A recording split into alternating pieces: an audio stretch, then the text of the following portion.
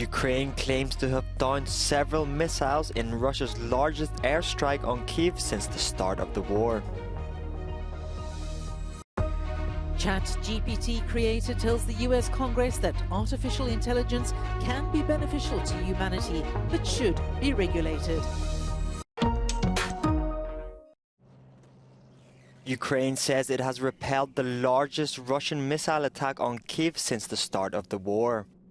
The armed forces of Ukraine report the downing of 6 supersonic missiles, 9 cruise missiles and numerous drones. Several people were injured after debris fell on the city, including the zoo. Russian authorities have stated that it is impossible to shoot down supersonic missiles and called earlier reports of such a missile being intercepted fake. Washington noted that they could confirm the success of Ukrainian air defense. Kyiv was the target of massive shelling after the Ukrainian armed forces announced the first successful counterattack in Bakhmut. The Ukrainian authorities stressed the attack was not the start of the highly anticipated counteroffensive, which has been talked about now for several months.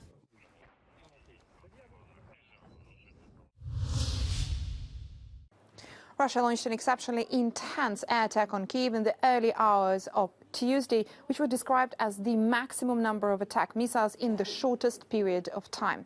Ukraine's commander-in-chief Valery Zaluzhny said Kyiv's defenders shot down 18 out of 18 Russian missiles and drones, including 6 Kinzhal ballistic missiles, hypersonic missiles, which are the most potent long-range weapon in the Kremlin's arsenal, 9-caliber cruise missiles and 3 land-based ballistic missiles. Now, Russia's defense ministry said it has destroyed a US-built Patriot surface-to-air missile defense system overnight with the hypersonic Kinzhal missile attack on Ukraine. On Monday, the Institute for the Study of War said increasingly regular series of missile and drone strikes are likely a part of a new Russian air campaign in Ukraine aimed at degrading Ukrainian abilities to conduct counteroffensive operations in the near term. Ukrainian officials acknowledged limited Ukrainian battlefield successes during recent localized counterattacks in and around Bakhmut. Ukrainian Deputy Defense Minister Hanna Maliar stated on the 15th of May that the Ukrainian forces made unspecified advances in and around Bakhmut in the past several days. Maliar added that Russian forces are deploying airborne forces to defend Bakhmut's flanks, presumably from other areas of the front, as they continue to launch ground assaults in and around Bakhmut. Ukrainian intelligence reported that approximately 152,000 Russian troops in southern Ukraine continue defensive efforts ahead of a possible Ukrainian counteroffensive. Ukrainian main military intelligence directorate representatives stated that Russian forces are not withdrawing from Zaporizhia and Kherson regions. It's been less than 6 months since it was launched, but it's taken the world by storm. ChatGPT can do your homework, write a poem, or even solve a computer code. But its creator, Sam Altman, told the US Congress on Tuesday that while artificial intelligence could be beneficial to humanity, it should be regulated. However, we think that regulatory intervention by governments will be critical to mitigate the risks of increasingly powerful models. For example, the US government might consider a combination of licensing and testing requirements for development and release of AI models above a threshold of capabilities. Altman's testimony comes amid concerns by US policymakers that AI will have unexpected effects on society. Lawmakers cited risks such as job losses or the use of content creation tools to generate false information by foreign actors. The former head of Volkswagen's luxury division Audi has pleaded guilty to charges tied to the carmaker's so-called Dieselgate emissions scandal. Rupert Stadler's the highest-ranking executive convicted in the years-long investigation into cars that cheated on emissions tests with the help of illegal software. Stadler avoids jail time but will pay a €1.1 million fine and be released on probation. The rigged software allowed cars to pass inspection despite emitting many times the permitted level of nitrogen oxide. A great-nephew of French First Lady Brigitte Macron was assaulted on Monday by a group of people protesting President Macron's policies. The man who runs a chocolate shop was violently beaten and had to be hospitalized. Speaking at the Council of Europe in Iceland, Macron condemned the attack. La violence n'a pas place en démocratie quelle qu'elle soit, et en particulier dans la nôtre. C'est la justice qui aura évidemment à se prononcer. En tant que qu'oncle, je considère ces actions comme absolument inacceptables. Et en tant que président de la République, elles sont inqualifiables. 8 people have been arrested in connection with the assault, which has been condemned across the political spectrum. France has seen some of the worst social unrest in years in recent months following the approval of President Macron's controversial pension reform plan.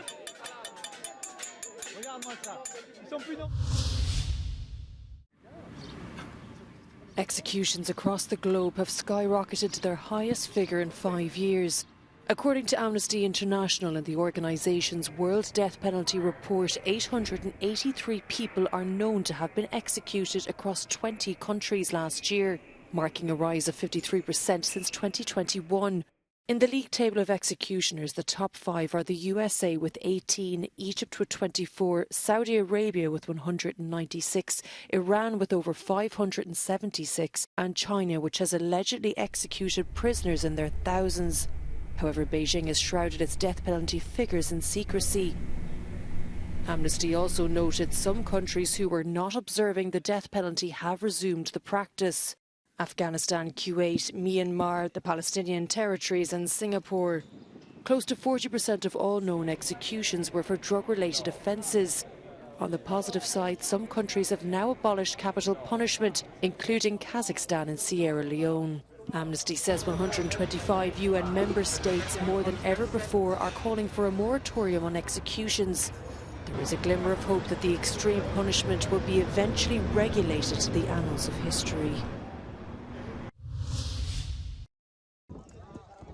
Families searching for belongings in the ruins of their homes. As the clearing up continues after Cyclone Mocha struck Myanmar with force on the weekend, hundreds are feared dead.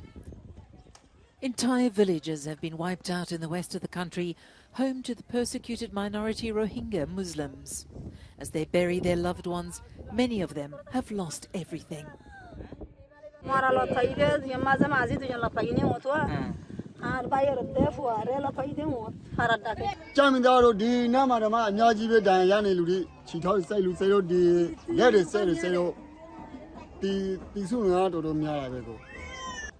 Destroying infrastructure and homes, uprooting trees, knocking out communications across much of Rakhine State, and shattering boats. Mocha was the most powerful cyclone to hit the area in over a decade. It's expected the death toll will continue to rise. Film star and former politician Arnold Schwarzenegger speaking at the Austrian World Summit, which got underway in Vienna on Tuesday.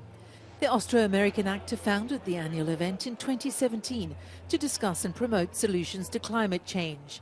It brings together political and business leaders, climate activists, experts and organizations from around the world, this year under the theme We Have the Power. Schwarzenegger called for urgent action on the climate emergency, saying lives depended on it.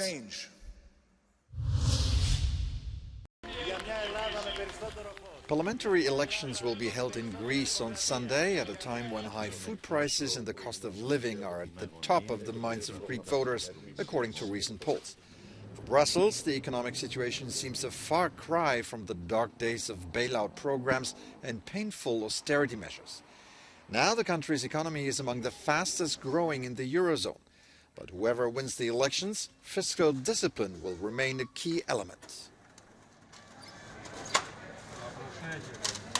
Essentially, Greece has weathered these last two extraordinary crises, COVID and energy, pretty well, maybe better than the European average.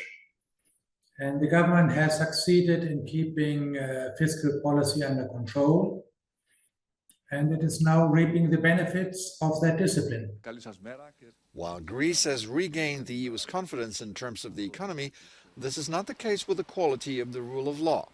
The government's image was tarnished abroad by the so-called Greek Watergate, in which politicians, journalists and businessmen were monitored by Greek intelligence services. The government denies having used the spy software. The political authorities have been essentially obstructing the activity of the independent agency that is supposed to do the checks on who is on the surveillance list, for example. And it takes several years before people are informed after the monitoring is done. So this creates really an alarming situation, because the opposition and the journalists are the ones that are targeted, and essentially it gravely affects the quality of democracy in the country as well as the quality of the rule of law. However, according to polls, the scandal is unlikely to have a major impact on the parliamentary elections.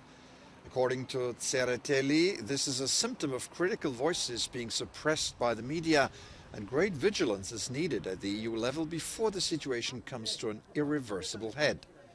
For the second year in a row, Greece ranks as the worst EU country in terms of media freedom, according to Reporters Without Borders.